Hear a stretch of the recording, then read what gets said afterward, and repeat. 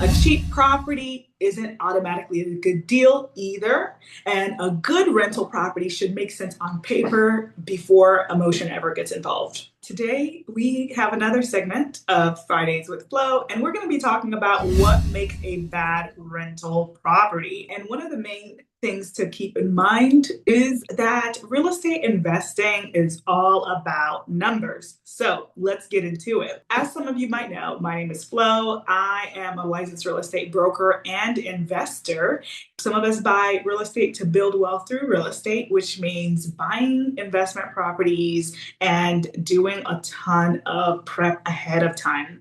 I help a lot of real estate investors acquire their next rental property or sell. And through the process, we have to take away emotions out of it and focus more on numbers compared to traditional buyers who are a bit more emotional because they're about to live in the home or they've lived in the home. So there's a lot of aspects there. So let's get into it. The first point to consider with buying a bad investment property is bad numbers from day one. So when you're looking at an investment property, you're thinking about what the rental income is going to be or currently is for the neighborhood in the area, and ensuring that if you do have a mortgage on it, that rental income will cover the mortgage, but not just cover the mortgage. It should also cover any other things such as homeowners insurance. It should cover your homeowners association because typically homeowners insurance and taxes is escrowed into the monthly payment. So for example, if your mortgage payment is, let's just say theoretically $1,300 per month, ideally, most mortgage companies already have your homeowner's insurance and taxes built into it. Now, you as the homeowner and investor need to add in the cost of your HOA dues, whether that's monthly, quarterly, semi-annually, annually, that you're accounting for whatever rental income that you're getting, covering that too. Now, here's the part that investors might fail on: accounting for maintenance and reserves. So we want the rental income to cover the monthly mortgage payment, HOA dues if that's applicable, but also a certain budget set aside every month in the event that something goes wrong, a leak, something breaks, something's damaged. Maybe you need to redo a new roof. And so sure, you got homeowners insurance for that, but you're gonna have to pay a deductible. So do we have the deductible set aside at the very least for that? Those things are what we need to keep in mind when we're thinking about cash flow, which is the profit you make from the rental income to what you actually need to pay out every month to the mortgage company, dues, expenses, those types of things, right? So if the rent doesn't support those payments and expenses, and you also don't have room for that to go up over time because HOA dues go up over time as expenses to maintain a community might increase. Same thing with taxes. Taxes might increase and homeowners insurance premiums increase. So as those things increase, so will rent, supposedly. If you're already locked into a lease with that tenant for 12 months or 2 years and you're set on a certain rental income price, you're going to end up eating that negative cash flow. So very important that you kind of think ahead of time. If the numbers don't work now, don't assume they magically will later. So that's the first thing to keep in mind when it comes to avoiding buying bad rental properties. So the second thing to keep in mind here is buying in the wrong area. Location means everything. When anyone's looking for housing, whether you're a buyer, whether you're a renter, whomever you are, you're looking for an area that not only suits your needs in the home, right? Like bedrooms, bathroom, garage, that lifestyle thing, but also to feel safe, right? Like that's a very big concern, especially if you have a family. You're considering, will I feel comfortable with my kids playing outside? Am I able to walk my pets outside? Those types of things. So buying in the wrong area may mean that you're going to have less demand when you're trying to get it rented out. And if you decide to sell that home, it's also going to impact your ability to resell that home. So high crime, weak rental market, those are all factors that can impact you. Declining neighborhoods, other factors that you might not think about, such as job availability. You know, that's a huge one because in certain markets, for example, I'm thinking of like Rocky Mount, North Carolina, where it's a high renters market, right? There's a the average person there rents and doesn't own. And so therefore it also means it's a high investor market. But also you're not really seeing a lot of companies build warehouses or establish their headquarters there. If there's not a lot of job opportunities coming to that area, it's going to impact people staying there. So that means there's going to be high turnover for you. And then of course it's going to be a little challenging to get it sold. It'll always rent and it'll always sell, but it's gonna impact how much you can get out of it as a result of those factors. Keep in mind location. If you want the strongest resale value or rentability for your home, it's important to consider areas that have access to job opportunities, anywhere that's got some growth happening, because it also means growth in your potential for rental income as well over the next couple years, and appreciation of the value of the home as well. The third thing to keep in mind is deferred maintenance and major repairs. When you're looking at some of the properties that are available on the market, oftentimes investors want a deal, right? We want to buy it right, because that's a huge piece of it, because that impacts number one, which is bad numbers from day one, right? Bad rental income means also buying it at too high of a price, which means your mortgage payment's higher, all that sort of stuff. It's like a complete domino effect. But when you're buying the property and you're not negotiating for the previous owner to take care of some of the things, it means that you're going to end up inheriting them. So accounting for costs that are going to end up happening, such as replacing the HVAC, water heater, insulation, electrical, those are some things to really keep in mind, because it's going to end up coming up. The tenant's going to be calling you to fix that. And if you don't fix that, it's going to be a huge problem. The tenant might become somebody who doesn't want to pay you because they're waiting for you to fix this and you didn't have the funds allocated for that. It's a huge thing that can really destroy your cash flow really quickly. And most importantly, it can also damage your relationship with your tenant. You want to keep a good tenant, and the good tenant that's going to pay on time and treat the property well means that you as a landlord have to also hear them out, respect them when they request something not something unreasonable, but if something's leaking, damaged, broken, those are all factors that's going to play a part in your relationship. So the fourth thing to keep in mind would be bad layout and functional obsolescence. This means it's all about the property itself, like 2-bedroom, 1-bath, or 3-bedroom, 1-bath. And maybe the way the kitchen is positioned right next to, the bedroom or something like that. Typically, overall, some folks don't like the laundry literally right next to the refrigerator. You see that a lot in older homes.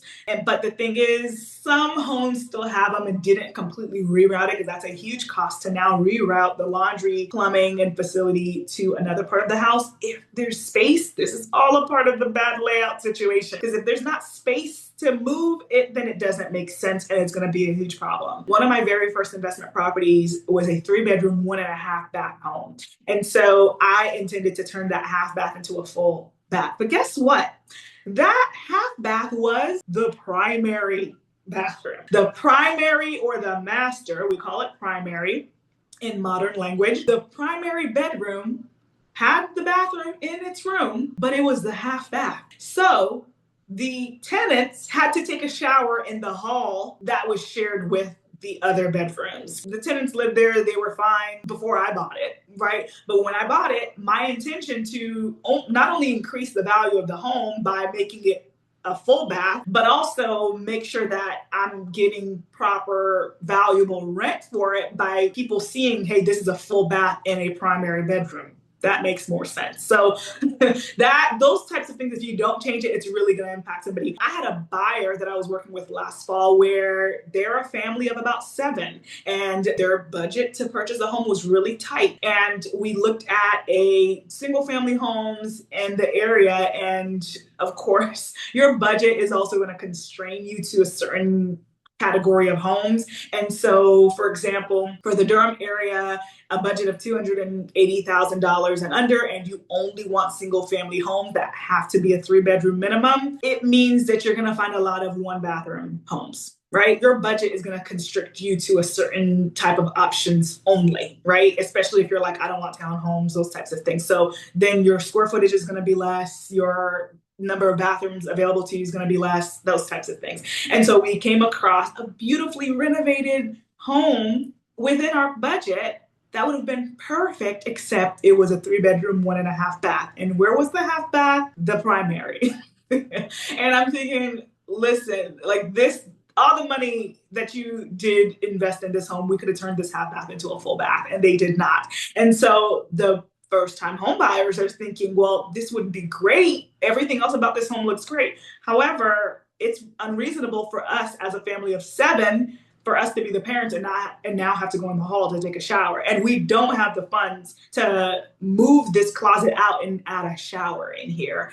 So it's going to be a problem for the next buyer. It's going to be a problem for the tenants. So those things can stifle your options and being able to maximize and optimize your cash flow, your income, that sort of stuff. Poor parking is another one. Tiny bedrooms, especially if multiple people are sharing a room. I mean, people want to be able to have space. And especially if you're using a queen size bed, a king size bed, I mean, modern day living and lifestyle require a little bit more of sizable bedrooms. The amount of times I show properties to buyers, whether investors or traditional home buyers, and the main problem they have with the bedrooms is that they're too small. Sometimes the primary is too small. Sometimes the guest bedrooms are too small. Those are all factors that can really be an issue with resale and renting out. So those can really impact you, because the thing is, it's thousands of dollars, tens of thousands of dollars to fix those. Those are not easy fixes. It's easy to go in and repaint cabinets, sand and paint them. Replacing cabinets is very expensive, but not as expensive as trying to add a bathroom or trying to move the laundry room to somewhere else in the house that makes sense if there's space. Harder to rent means higher vacancies. So the last thing to think about here is emotional investing instead of strategic investing. One of the main things I tell my investor clients is the home that you're buying is not your home to live in. Now, granted, of course, I, as an investor, buy homes where I would feel comfortable staying there if I had to, right? And so I've stayed in all of the homes that I've purchased. I've spent at least one night. One of them I spent 40 nights. I fully believe in that. However, there's a balance to that. So for example, the one that I stayed in 40 nights was a 2-bedroom, 1-bathroom unit. It's a duplex. So I stayed in one of the units. That's a 2-bedroom, 1-bathroom, right? So now, if I said, oh, I'm not going to buy this because I would rather have each apartment have a primary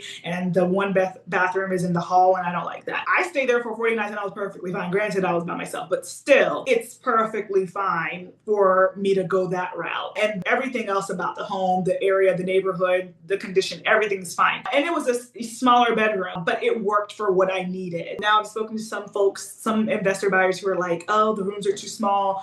And I think it just depends. It really depends, because there is a renter that's going to rent it regardless of it, so long as the rest of the floor plan and the layout makes sense. Buying just because it looks nice can hurt you, but sometimes that's what you might need to do depending on what other factors to consider with the home. Ignoring numbers, location, and tenant demand is the biggest hurt. I really think amidst all things, that's really the biggest thing to keep in mind is numbers, the location, and rental demand. Treating investment properties like personal homes, again, don't do it. Where what you prefer doesn't mean that's what somebody else prefers. Maybe you're like, I need the home to have these types of floors and no carpet. There are a lot of people who prefer carpet, for them it adds extra warmth and they don't have to constantly maintain mopping it. They prefer to just vacuum. Everybody's got different preferences. It's important to not impose your preference on a property that you won't be living in. Especially if you had to live there, you would be there temporarily anyway. So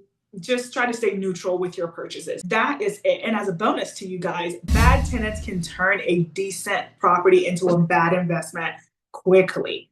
The area that you buy in and the criteria you set for screening those types of tenants can tremendously impact who you're going to get in your home. And so screening matters and management matters, and setting expectations up front is very important so that things do not derail out of control. If you let them be late every month, then they're going to, who knows, one day not pay you because they're so used to being late and you have not really imposed sanctions and those types of things. So a cheap property isn't automatically a good deal either, and a good rental property should make sense on paper before emotion ever gets involved. All right, so those are my tips and tricks for you guys today on what makes a bad investment property or rental property. I want to hear your thoughts in the comments as well. Thanks again for tuning into another session of Fridays with Flo, and I will see you guys next week. Bye.